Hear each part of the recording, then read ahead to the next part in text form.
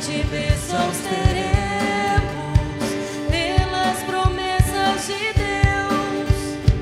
Tempos benditos trazemos, chuva de bênçãos do céu.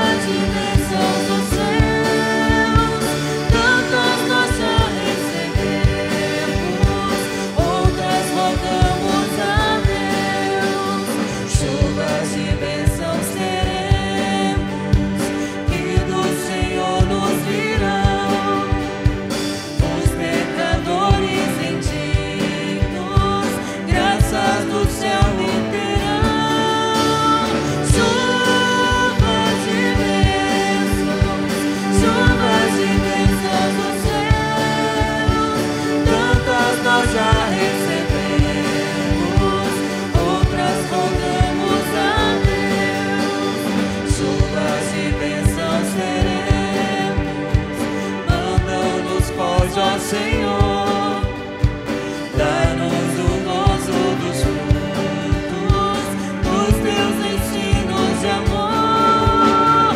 Chuvas de bênçãos dos céus, tantas nós já recebemos, outras rogamos a Deus. Chuvas de bênçãos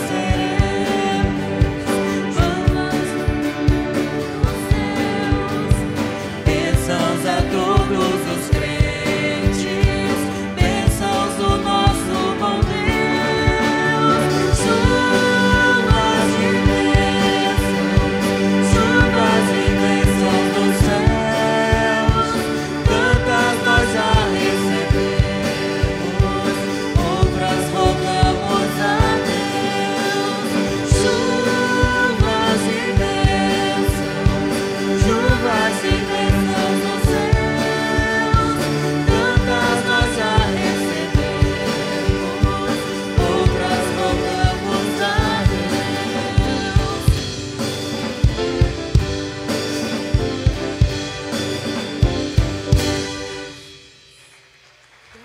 Jesus, que delícia, que mover gostoso do Espírito Santo. Aleluia, Jesus. Aleluia, Jesus, tu és santo, santo, santo, santo, Jesus. Vejo a nuvem,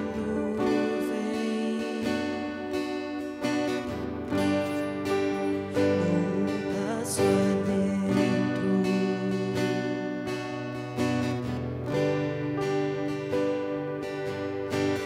Eu quero ver tua glória, como viu Moisés.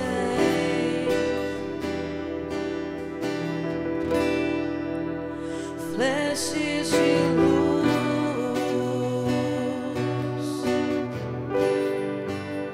sons de trovão.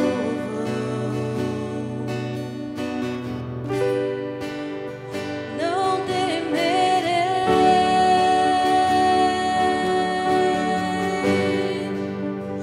não temerei.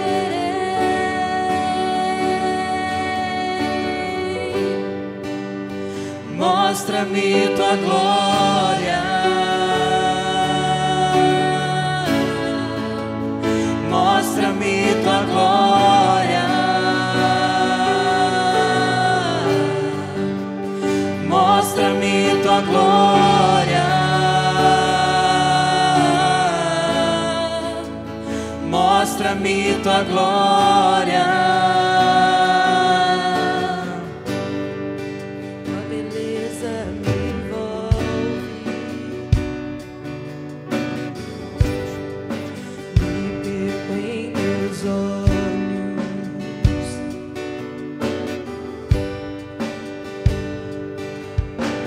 Quero andar em tua presença, como andou Jesus. É só o que eu quero, Jesus. Tua glória me cerca. Sim, sim, sim. Estou arrebatado,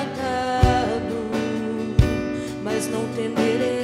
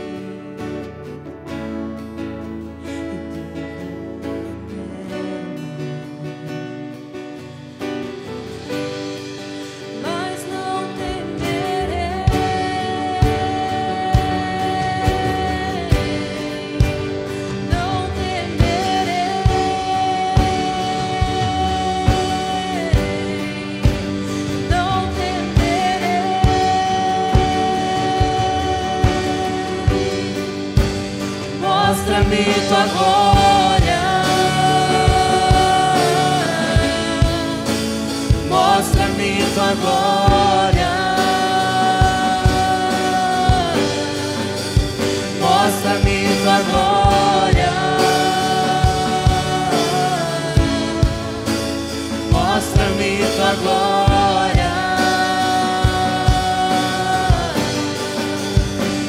Quero olhar face a face aquele que eu amo, eu pertenço a ti. Anseio tua presença, quero olhar face a face aquele que eu amo, eu pertenço a ti. Anseio tua presença, quero olhar face a face aquele que eu amo, eu pertenço a ti. Anseio tua presença, quero olhar face a face aquele que eu amo, eu pertenço a ti. Anseio tua presença.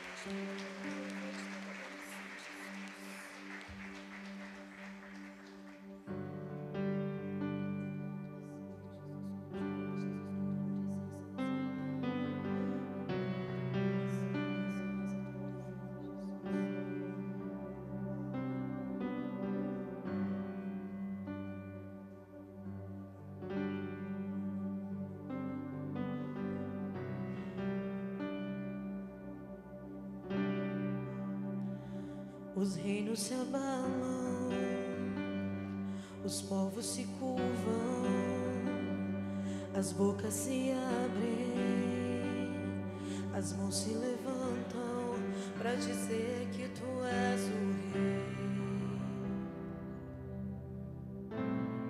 para dizer que tu és o Senhor.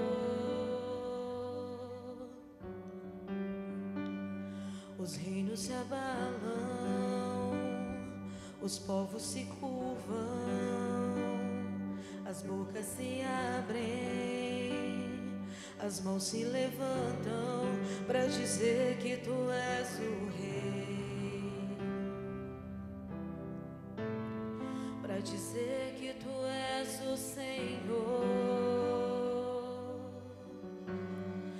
Teu reino é sempre eterno, firmado em misericórdia, justiça e igualdade, bondade e fidelidade.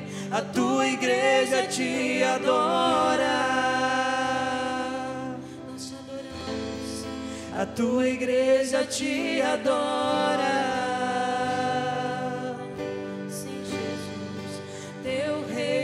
Sempre eterno, firmado em misericórdia, justiça e igualdade, bondade e fidelidade. A tua igreja te adora,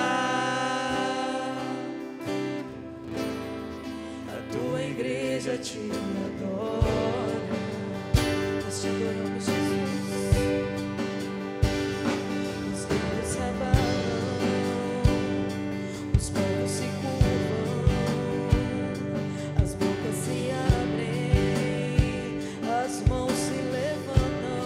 Pra dizer que tu és o rei,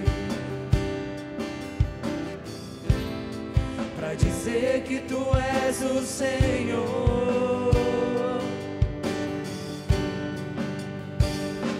Os reinos se abalam, os povos se curvam, as bocas se abrem, as mãos se levantam pra dizer que tu és o rei.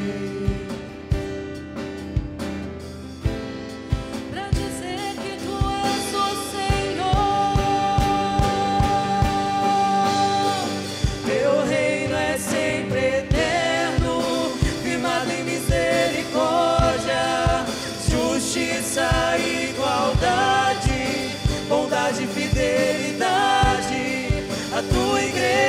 te adorará.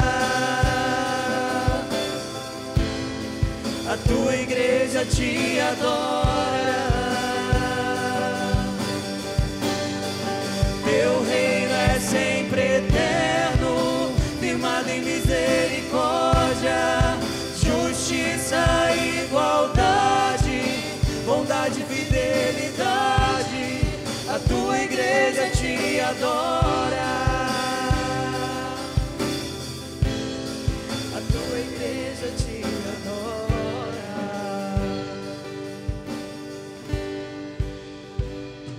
Sim, Jesus, a tua igreja te adora. A tua igreja te adora. Nós levantamos nossas mãos e dizemos que tu és o reino. Nós te adoramos, nós te exaltamos, nós te amamos. Santo, santo, só tu és santo, Senhor. Só tu és santo, Senhor. Nós te adoramos, Rei dos Reis. Nós te adoramos, Rei dos Reis. Vem, Jesus. Vem, Jesus. Vem, Jesus. Nós te adoramos, nós te amamos, Senhor.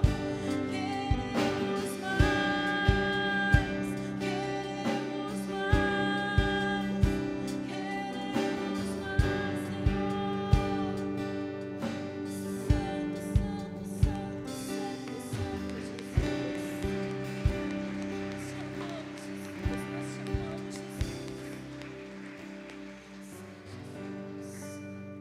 Enquanto cantamos essa última canção de adoração ao Senhor, que nós continuaremos nesse espírito.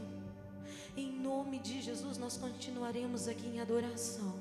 Você pode adorar o Senhor trazendo os seus dízimos, as suas ofertas, em nome de Jesus. Lutamos com armas de fé e nada irá resistir enquanto adoramos.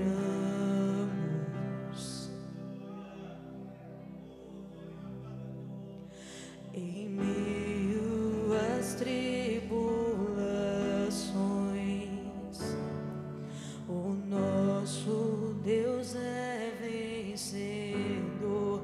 Nós o adoramos.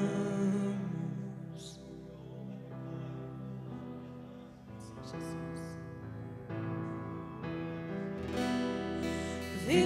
Vitorioso é, na tempestade estás. Teu nome infalível é, os reinos vêm e vão, teu trono acima está. Teu nome imutável é, o inferno não prevaleceu e nada irá impedir. Eu te adorarei.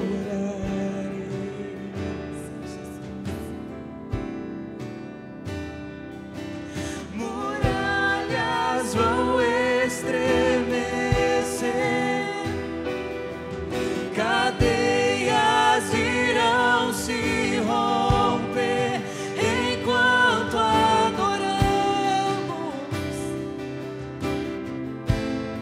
Sim, Jesus.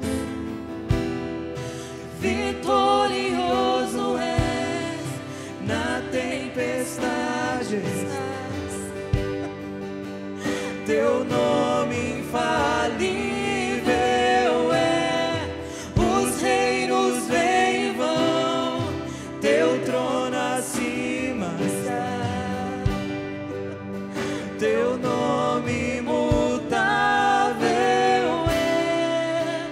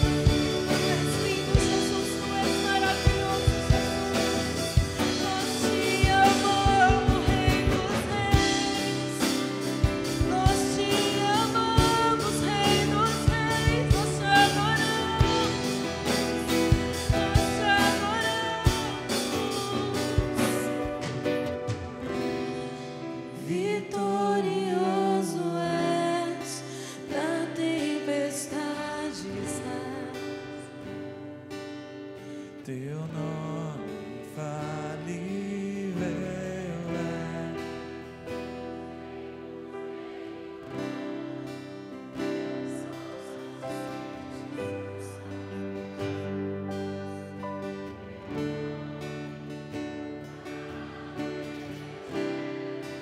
Vitorioso és, na tempestade estás.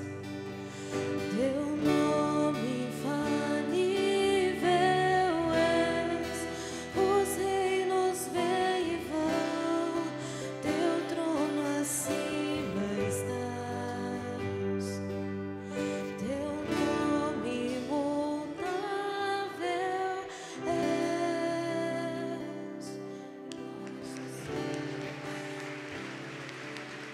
Vamos abrir as nossas Bíblias na epístola que escreveu Paulo aos Colossenses, capítulo 2, versículos 1 a 7. Eu tenho por esses últimos dias meditado sobre o que é ser igreja. Tenho meditado e buscado ir a fundo, entendendo quais são os problemas que permeiam a igreja nos dias de hoje e os cuidados que devemos ter como igreja do Senhor. E esse texto me chama a atenção. Recentemente eu preguei sobre ele, mas em outra perspectiva. E eu quero chamá-lo, convidá-lo a pensar comigo no seguinte tema: igreja utópica ou igreja ideal? Qual das duas igrejas nós estamos alimentando? Capítulo 2 de Colossenses, do 1 ao 7. Gostaria, pois, que soubestes quão grande luta venho mantendo por vós, pelos laodicenses, e por quantos não me viram face a face, para que o coração deles seja confortado e vinculado juntamente em amor, e tenham toda a riqueza da forte convicção do entendimento, para compreenderem plenamente o mistério de Deus, Cristo, em quem todos os tesouros de sabedoria e do conhecimento estão ocultos. Assim digo, para que ninguém vos engane com raciocínios falazes. Pois embora ausente quanto ao corpo, contudo em espírito, estou convosco, alegrando-me e verificando a vossa boa ordem e a firmeza da fé em Cristo. Ora, como recebeste Cristo Jesus, o Senhor, assim andai nele radicados e edificados e confirmados na fé, tal como fostes instruídos, crescendo em ações de graças. Senhor Deus e Pai, nós pedimos que ao pregar e anunciar a Tua santa palavra, palavra poderosa que transforma, palavra poderosa que alimenta, palavra nutriente, Senhor, que nos faz crescer espiritualmente. O Teu Espírito Santo trabalhe em nossas mentes, em nossos corações, em nosso raciocínio, que enquanto pregamos, o Senhor trabalhe, ó Deus, e que saiamos daqui mais crentes, com convicções mais firmadas e com a fé, Senhor, mais arraigada em Ti. Assim pedimos em nome de Jesus. Amém. Amém. Por vezes paramos para pensar como deveria ser a igreja, a vida da igreja. Pois bem, e este texto me fez pensar no que é a igreja que pensamos ser, ou aquela que muitos poderiam dizer é a igreja utópica. Eu já explico o que é isso. Ou outros, a igreja ideal. E também já explico por que esses dois pensamentos sobre a vida da igreja. O que é a igreja utópica? Bom, deixe-me começar te explicando da seguinte forma. Você sabe aquela moça que quer casar, mas ela está procurando um marido que lava a louça, que cuida bem dos filhos, que faz compras, que leva café na cama, o que mais? Que cozinha bem, que é rico, que é atencioso, que é bonito, que viaja para o exterior todo ano junto com ela, que dá cartão de crédito para ela assim na mão,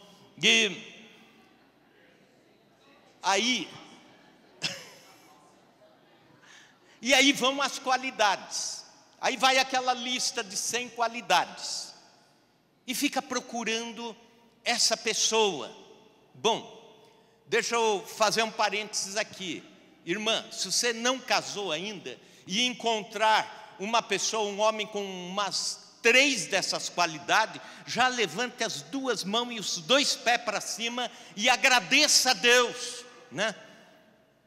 E se achar um dizendo que tem 4, duvide, e aí é mentiroso, porque as coisas não estão boas desse jeito. O que é isso? É utopia, a ideia de encontrar a pessoa perfeita, achar alguém perfeito, justamente perfeito, absolutamente perfeito, dentro daquilo que esperamos. Bem, a boa notícia é que esse marido não existe, né? A isso chamamos de utopia, alguma coisa que a gente quer, acha que existe, mas não existe, né? Algo que caminhamos na direção de, algo que buscamos, mas não existe, não há. No entanto, quando você faz a lista de 100 qualidades e diz assim, se tiver umas 2 já está bom, e se eu conseguir mudar ao longo do casamento mais umas 20 qualidades, dar uma melhorada assim, nem que não fique 100%, mas a caminhada já nos molda um ao outro. Aí é o casamento ideal, não é utópico, é aquilo que você pode conseguir, existe possibilidade de conseguir. Assim é a caminhada da igreja, assim é a vida da igreja. Há pessoas que esperam a perfeição da igreja, seria a utopia. Aliás, há um ditado indiano que diz o seguinte: quem tem uma grande expectativa acabará tendo uma grande frustração. Uma pequena expectativa, uma pequena frustração. Nenhuma expectativa, nenhuma frustração. Essa é a igreja utópica. É aquela que é perfeita na comunhão, é zelosa no ensino, é 100% na oração, tem todos os dons espirituais, conversões acontecendo sempre, crescimento, milagres acontecendo, missões, uma igreja extremamente organizada nos seus horários, nos seus ministérios, na sua agenda. Os crentes todos dão bom testemunho. Existem trabalhos para jovens, trabalho para adolescentes, para pré-adolescentes, para crianças da primeira infância, crianças da segunda infância, para neném e assim por diante, né? Existe um berçário bem equipado, um estacionamento, e só tem um detalhe: essa igreja não existe. E a questão é, se existir, duvide. É utopia. Mas existe a igreja ideal, aquela que eu e você podemos formar, aquela que a gente se une na caminhada e diz assim: nós vamos caminhar nessa direção. Nós sabemos que podemos conquistar, podemos ter excelência, podemos ganhar pessoas para Cristo, vamos juntos caminhar nessa direção. Podemos ter um bom ensino doutrinário, podemos ter um bom apoio aos irmãos, e vamos assim caminhando entre erros e acertos, entre quedas e levantar. Mas é a igreja real, é aquela que a gente pode dizer é a igreja ideal, não é utópica. Essa igreja que Paulo idealiza, e é essa igreja que ele fala a respeito dela no capítulo 2, e ele expõe seus ideais sobre igreja, algumas características dessa igreja que caminha se aperfeiçoando, que está buscando na caminhada as suas melhorias com Deus, está buscando na sua caminhada o aperfeiçoamento. Algumas características, a primeira delas é que a igreja ideal é disciplinada. Veja comigo o versículo 5, Paulo usa 2 expressões aqui: verificando a vossa ordem e firmeza. Ordem e firmeza. As duas palavras têm a ver com uma vida disciplinada. Ordem é taxis no grego, é a posição definida para um militar nas suas caminhadas, na sua marcha. Os exércitos romanos eram divididos, como mais ou menos os exércitos são hoje, divididos em artilharia, em cavalaria e logística, intendência. Cada soldado sabia exatamente qual era a sua posição. Cada soldado sabia onde ficar dentro da legião romana.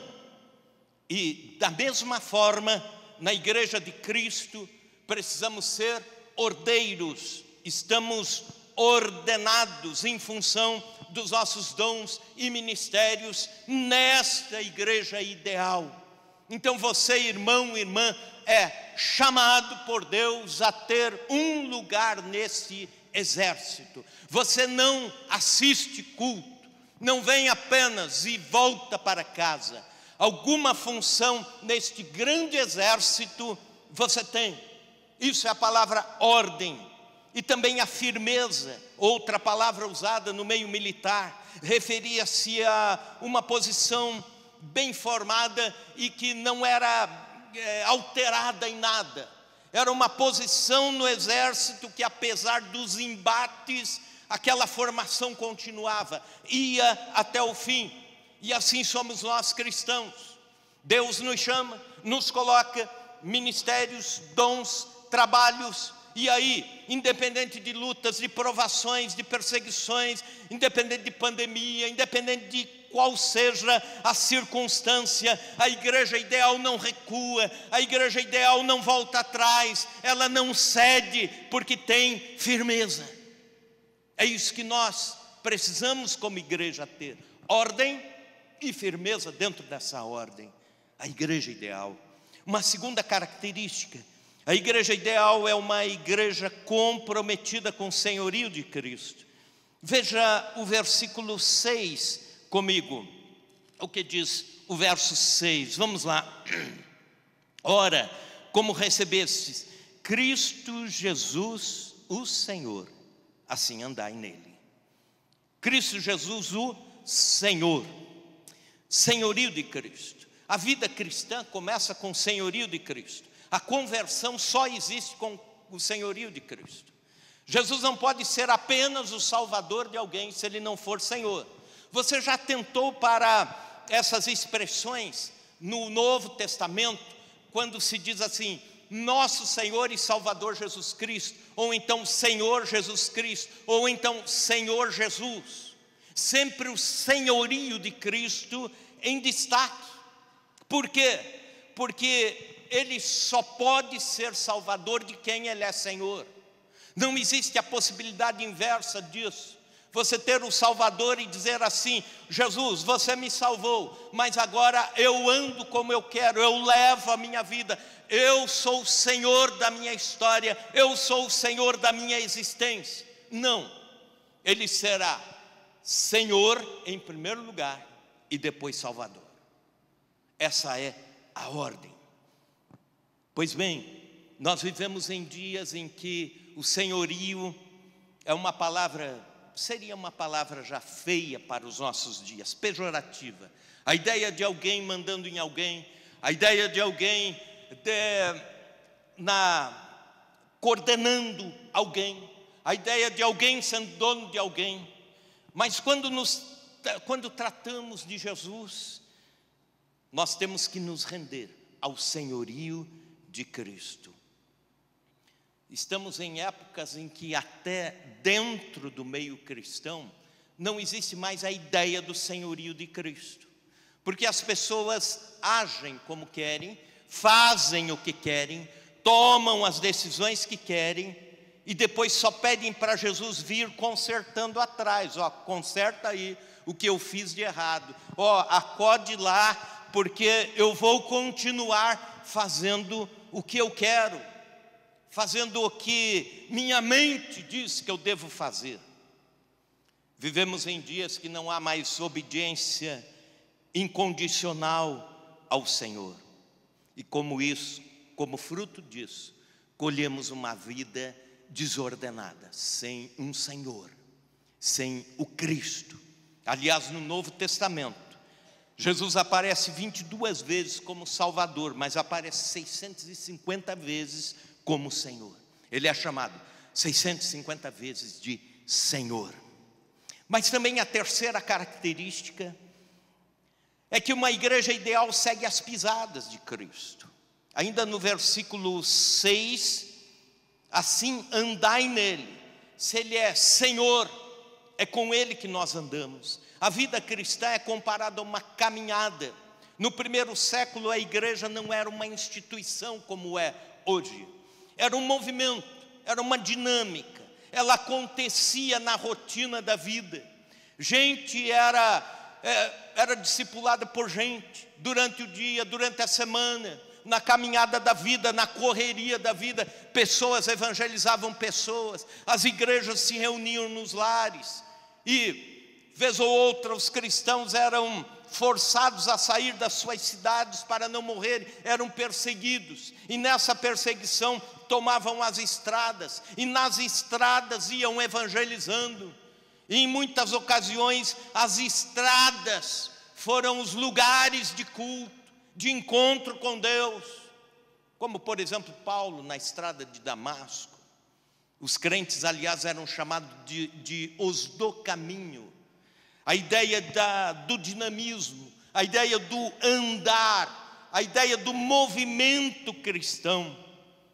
E essa expressão de Paulo, andai nele, tinha um significado grande: seguir os passos do Senhor, conduzir-se pelas pisadas de Jesus.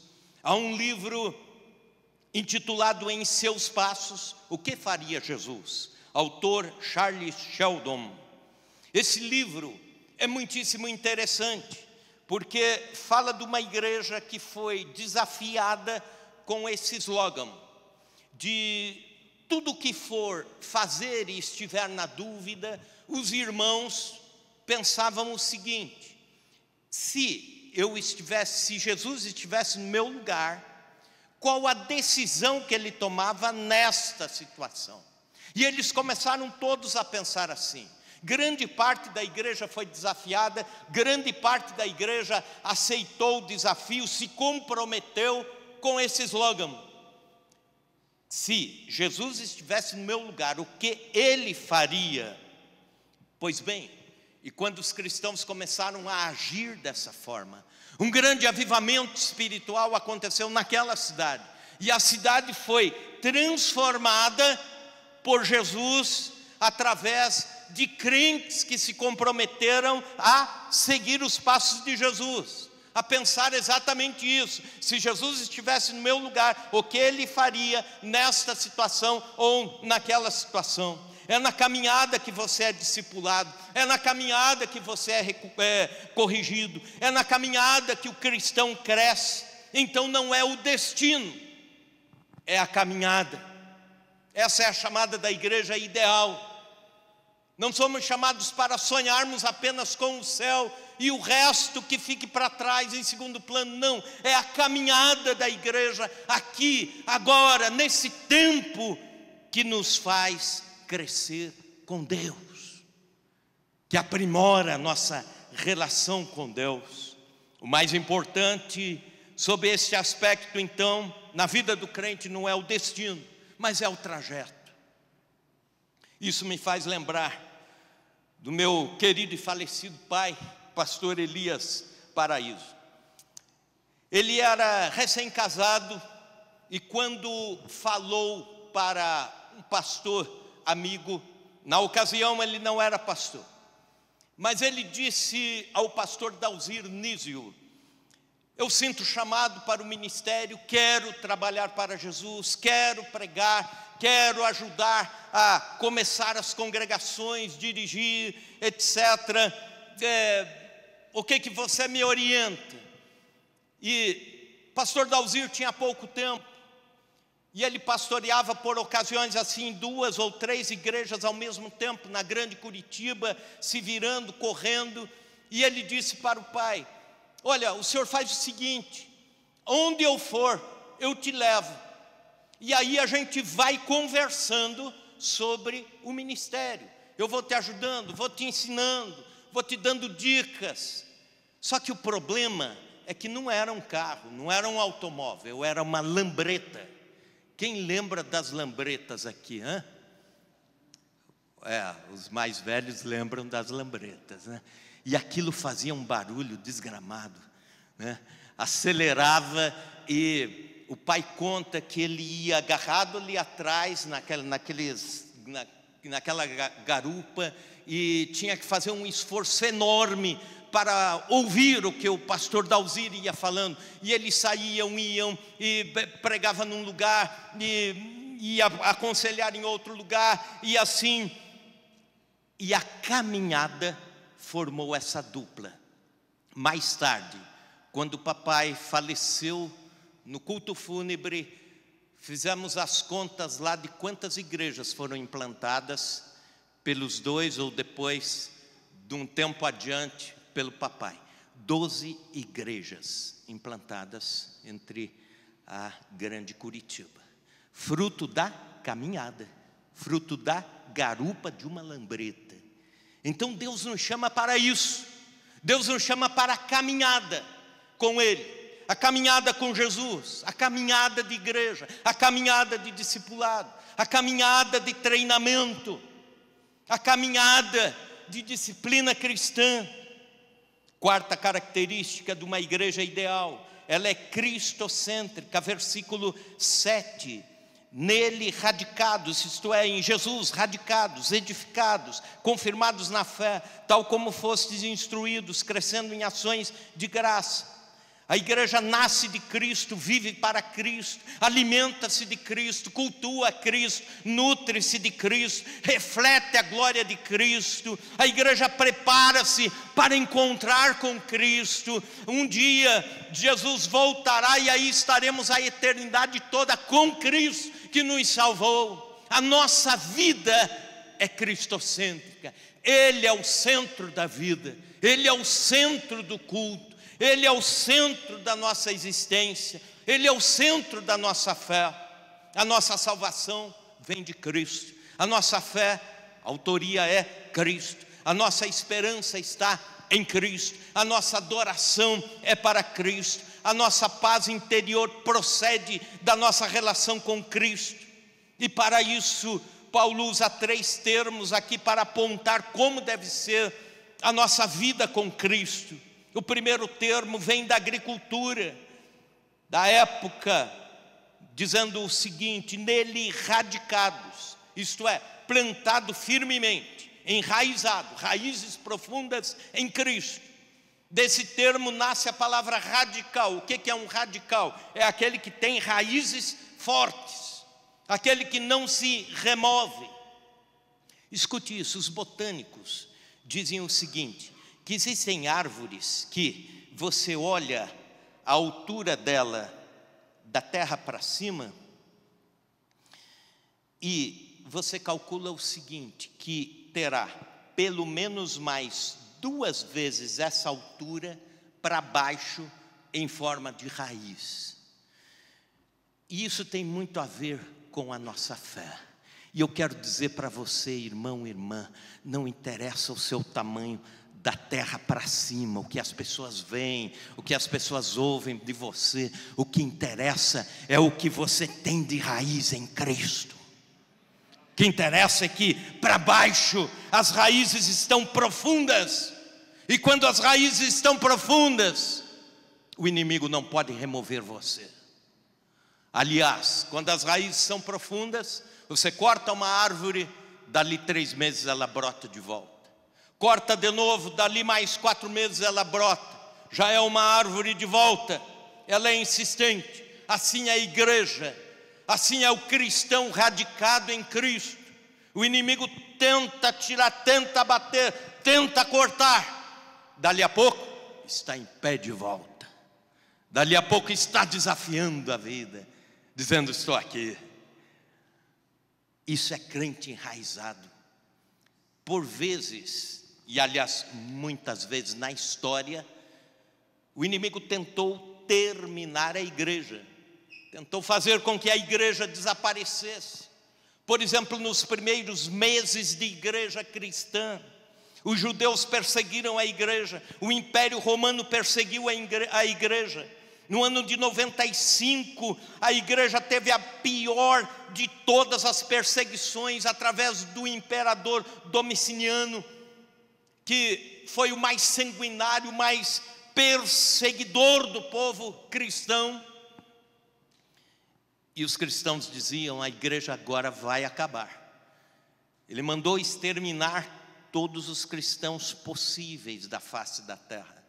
E é interessante que foi a época que a igreja mais cresceu, como uma forma de Deus dizer, como está lá em Isaías 54, aliás, a profecia de Isaías 54 é para a igreja do Senhor, quando ele diz: nenhuma arma forjada contra ti há de prosperar. Aleluia! Isso me faz lembrar da história do pensador, do filósofo Voltaire. Ele era determinantemente contra o cristianismo. E ele dizia o seguinte: o cristianismo é a razão dos atrasos da intelectualidade da humanidade. Ele dizia também que a Bíblia Sagrada era a razão do atraso do pensamento humano. E ele lutou com todas as forças, com o poder acadêmico da época, com os governantes da época, e ele disse: nós vamos conseguir tirar o cristianismo da cabeça do nosso povo, entre franceses e também outros demais da Europa.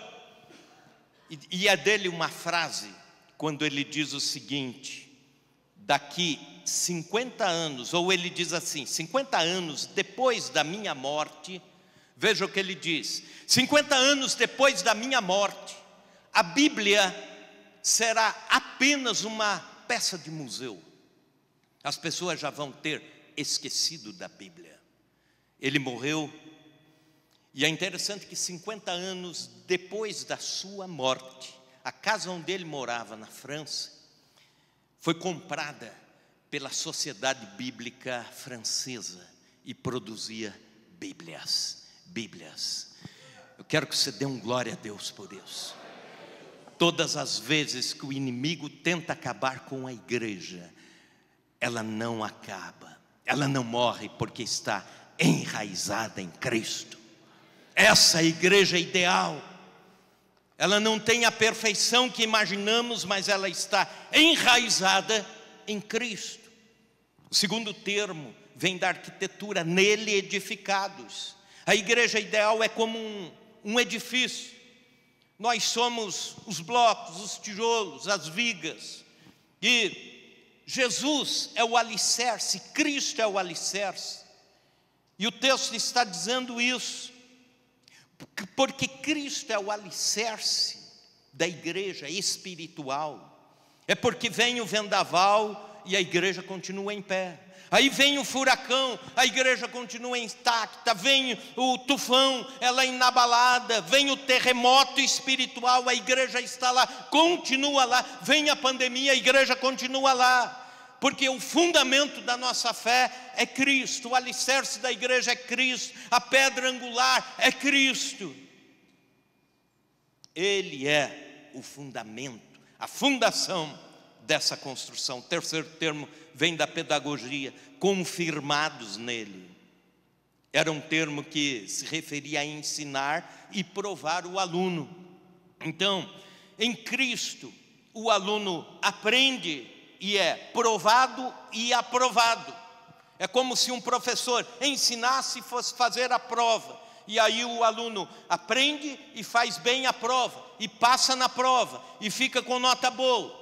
É isso que Paulo está dizendo: em Cristo nós somos enraizados, nós somos edificados e nós somos ensinados e aprovados. Quinta característica da igreja ideal: ela é ensinável. Versículo 7: nele fostes instruídos. Paulo nunca esteve com os irmãos de Colossos, também não esteve em Laodiceia, e escreve esta carta a ambas as igrejas. Ele pastoreava à distância, Seria como se fosse hoje um pastoreamento online. A igreja em outro país, em outro lugar, e o pastor ensinando, pregando, instruindo, aconselhando. E ele usava os trabalhos de 2 irmãos da igreja, Epáfras e Arquipo.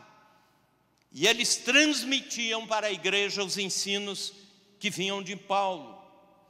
Mas era uma igreja pronta a aprender. E uma igreja pronta a aprender se torna autônoma. O que é isso? O aprendizado reflete-se nas ações. E aí, ou também a falta de ensino, reflete-se nas ações da igreja. Quando a igreja é bem ensinada, a igreja é afeiçoada à Bíblia, à palavra de Deus, ao ensino, aos livros, à pregação expositiva, aos estudos da Bíblia. Os crentes se tornam independentes, não são mais eternos dependentes, não são mais volúveis, isto é, indo de um lado para o outro, de um ensino para o outro, de uma doutrina para outra, de uma igreja para outra.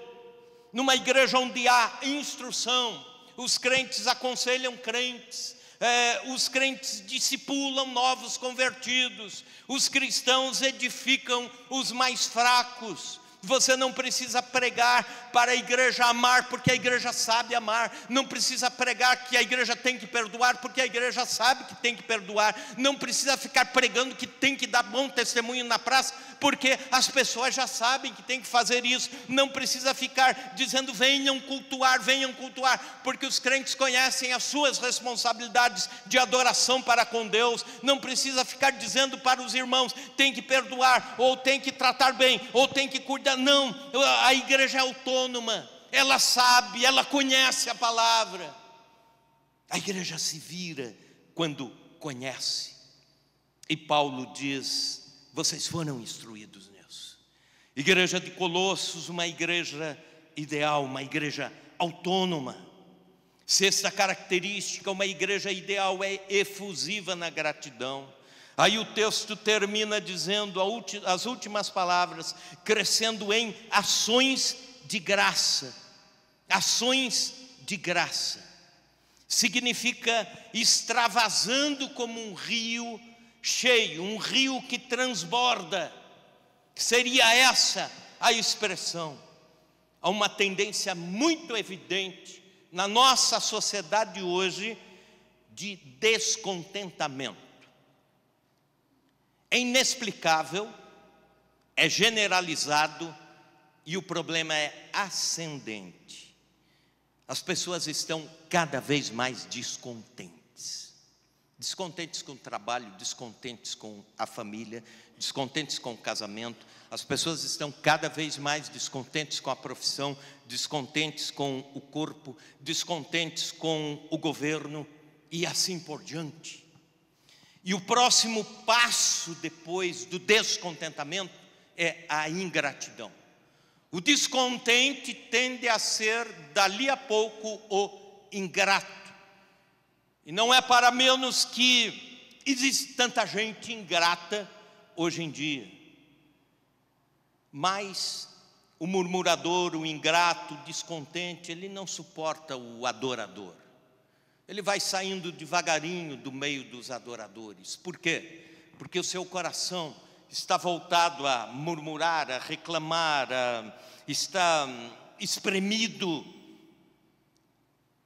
E o que Paulo está dizendo é que a igreja tem que extravasar em ações de graças. Faça isso, adorando. Comece nessa semana a fazer isso, agradecer a Deus pelas coisas que Deus tem dado, agradeça a Deus pela salvação, agradeça a Deus pelo perdão de pecados, agradeça a Deus pela igreja que você tem, agradeça a Deus pela família que você tem, seja grato a Deus pelo emprego que você tem, seja grato, agradeça.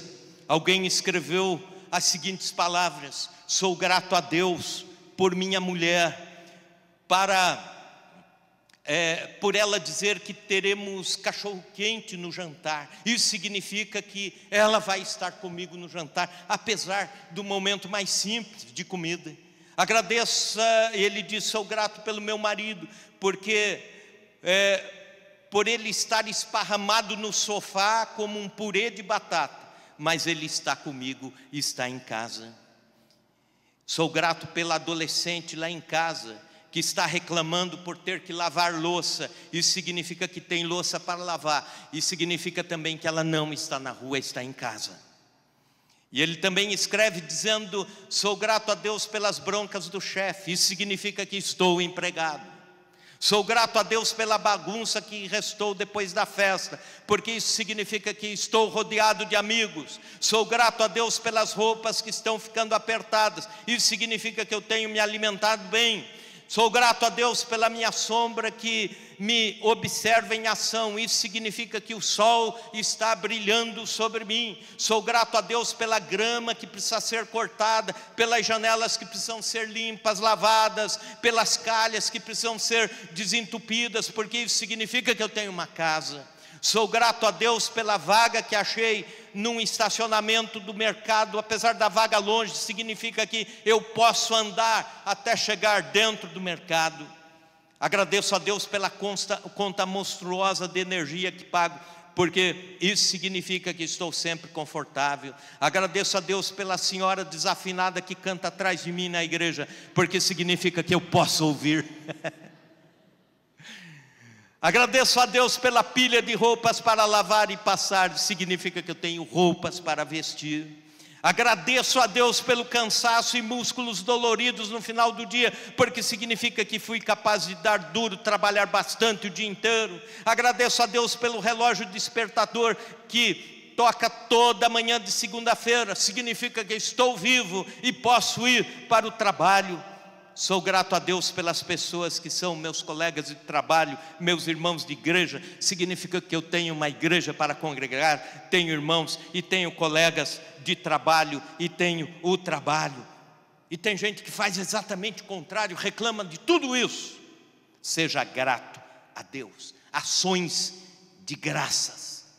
Precisamos voltar esse conceito do mundo e sermos um povo grato.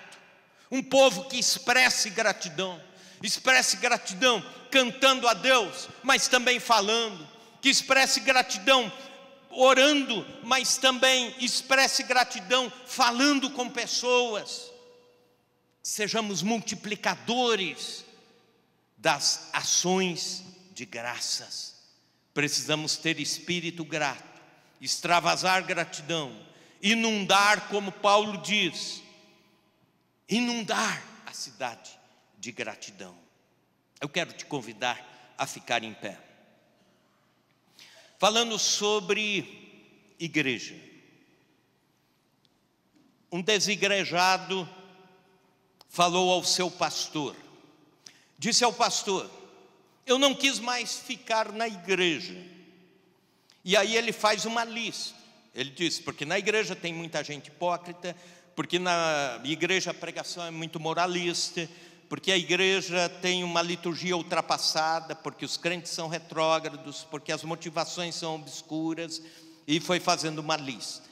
E o pastor ouviu atentamente, depois disse assim: eu prefiro ficar na igreja. Sabe por quê, irmão? Por quê, pastor? Ele disse assim: porque a igreja é como a arca de Noé. Dentro tem o cheiro fétido do cocô dos animais lá 40 dias, mas fora tem o juízo de Deus. Então eu prefiro ficar dentro. Aleluia. Igreja utópica é perfeita, mas não existe. Igreja ideal é possível, é real e depende da nossa caminhada. A igreja ideal está na caminhada para um dia ser perfeita, para um dia estarmos lá com Jesus. E Paulo nunca esteve entre os crentes de Colosso, pastoreou, como eu disse, à distância. Se fosse hoje, seria o pastoreio pelo Facebook, ou pelo YouTube, ou pelas redes sociais, ou pelo WhatsApp. Mas ele levou a igreja a um ideal, ele levou a igreja a entender o que é a vontade de Deus para a igreja dos irmãos de Colossos. Uma igreja disciplinada, igreja comprometida com o senhorio de Cristo, igreja que segue as pisadas de Jesus, Igreja cristocêntrica, ensinada e muito grata. Vamos caminhar nessa direção. Amém?